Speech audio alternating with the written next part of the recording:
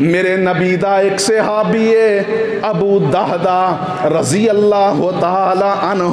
غور کرے اجے میرے ویرو، ایک نبی دا صحابی ہے جدا کھجوراں دا باغ ہے تے اے دے نال ایک اور شخص دی کھجور ہے، ایک کھجور اس طرح انہاں دے باغ دے اندر ہے تے نبی دا اے صحابی کہن لگا اللہ دے پاک پیغمبر جی میں اپنے باغ دی چار دیواری کرنا چاہنا،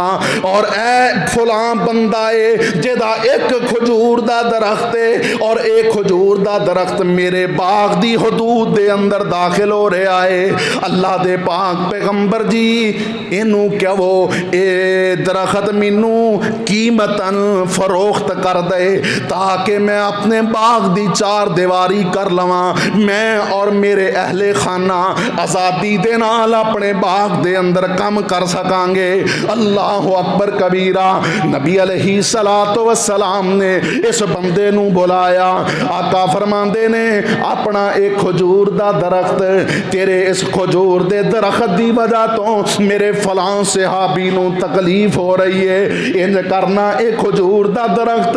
اس نو قیمتاً فروخت کر دے۔ اللہ اکبر کبیرہ، اور میرے محترم بھائیو غور کرے آجے، توجہ کرے آجے، آقا فرماندے نے بدلے دے اندر میں جنت دے اندر تینوں کھجور دے درخت دی ضمانت دینا۔ صلی اللہ علیہ وسلم میرے نبی نے جدوں ایک کلمات کہے نا انہیں انکار کر دیتا، آندہ ہے جی میں تے اے درخت نہیں جے دینا۔ حضرت ابو دہدا رضی اللہ تعالی عنہ جو ایک گل سن دے پئے سی، پاک پیغمبر علیہ السلام دا اے صحابی اس بندے دے کول گیا، آندہ ہے میرا فلاں باغ ہے او باغ لے لے تے ایک کھجور دا درخت منو دے دے۔ اللہ اکبر کبیرہ، اور سارا باغ دے دیتا، ایک کھجور دا درخت لے لیا تے لے کے اس صحابی نو آندے نے کہ لے بھئی میں جنت دے کھجور دے درخت دے بدلے اے کھجور دا درخت تینو دے دیتا ہے، اس نو لے لے